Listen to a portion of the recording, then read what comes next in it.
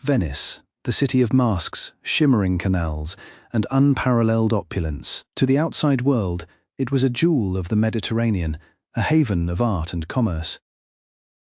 But beneath the surface of the Serene Republic, a shadow moved in silence. Every whisper in a dark alley, every glance shared in the Piazza San Marco, was potentially being watched. This was not a city of total freedom. It was a city of total surveillance. At the heart of this web sat a mysterious body of men whose name alone inspired terror, the Council of Ten. They were the invisible hand that kept the Republic stable, and they did so through a network of spies and assassins that would make modern intelligence agencies blush. But how did a democratic republic become a high-tech surveillance state of the Middle Ages? The year was 1310. Venice was on the brink of civil war. A charismatic noble named Bajamonte Tiepolo led a violent uprising to overthrow the government, nearly succeeding in a bloody street battle. The Great Council was shaken to its core. In a moment of sheer panic, they created a temporary committee of 10 men to hunt down the conspirators and restore order. It was meant to last for only 2 months, but power is a difficult thing to give back. As the 2 months expired, the council claimed their work was not yet done. They asked for another 2 months, then a year, then 5. By 1335, the Council of Ten was made a permanent fixture of the Venetian state. What started as an emergency measure had transformed into a shadow government with more power than the Doge himself.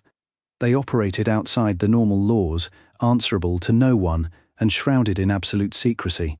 They were the ultimate pragmatic solution to a political crisis. But the question remained, what happens when the protectors of the state become the very thing the citizens fear most? To maintain their grip on the city, the Council of Ten didn't just rely on professional spies, they turned the entire population into informants.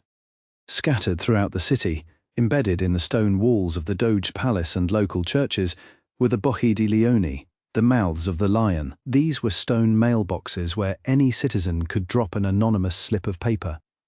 These denunzie segrete, or secret denunciations, could accuse anyone of anything, from tax evasion to plotting against the state. Imagine the psychological toll.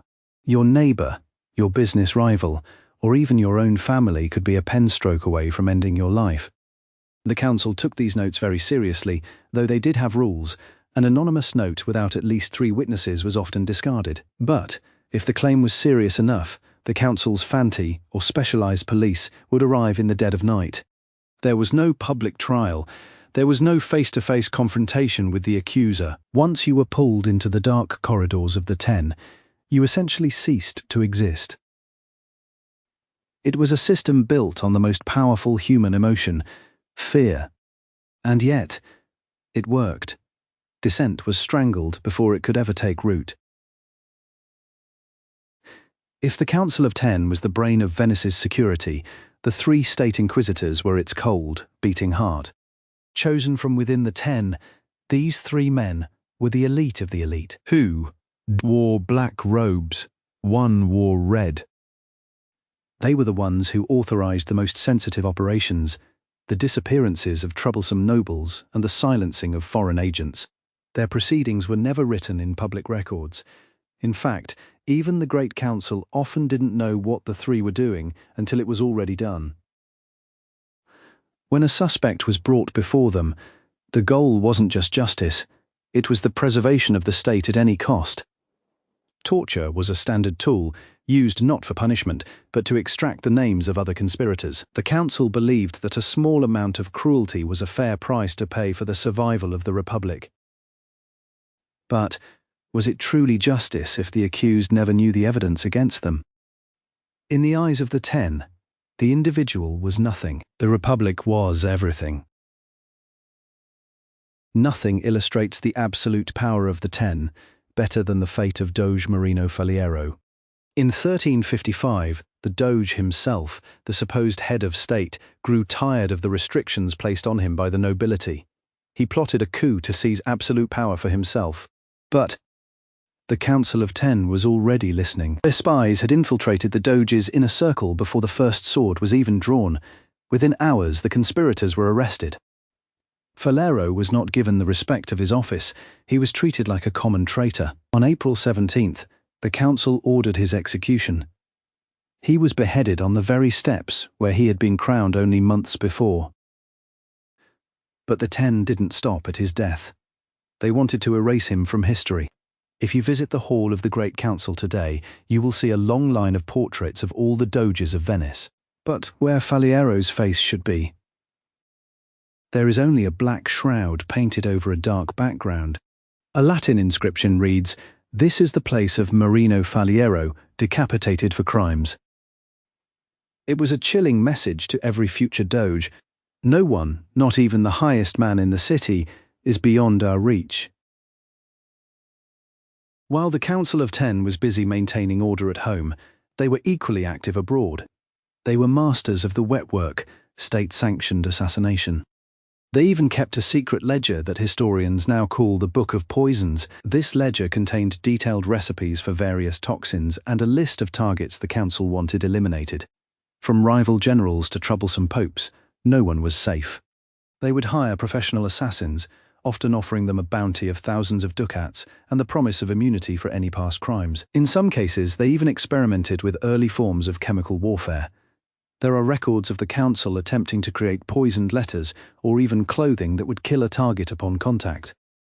This was cold, calculated, and terrifyingly efficient. They didn't care about honor or the rules of war. They cared about results. And the result was a Venice that remained a superpower for centuries, largely because its enemies kept dying of natural causes at the most convenient moments.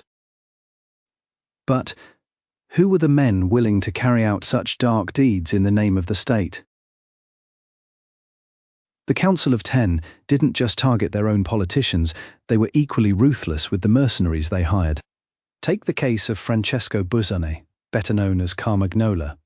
He was the most famous general of his age, winning brilliant victories for Venice on the battlefield. But when he began to show mercy to his defeated enemies, the council grew suspicious. They wondered, was he being soft, or was he negotiating a secret deal with the enemy? They didn't wait for proof. They invited Carmagnola back to Venice under the guise of a hero's welcome and a strategic consultation. As he entered the Doge's palace, expecting wine and praise, the doors clicked shut behind him. He was led directly to the torture chamber.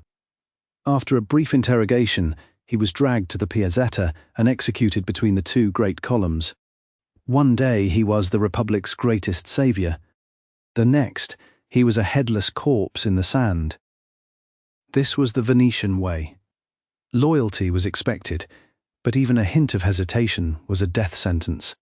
The council didn't believe in second chances. They believed in final solutions. For 500 years, the Council of 10 remained the most powerful entity in Venice. While other Italian city-states fell to coups, riots, and foreign invasions, Venice remained remarkably stable. It was the longest-lasting republic in history. But at what cost? The price of that stability was a society where everyone was a potential spy, and every wall had ears. The Council of 10 represents a dark paradox in political history. They were the ultimate defenders of the Republic.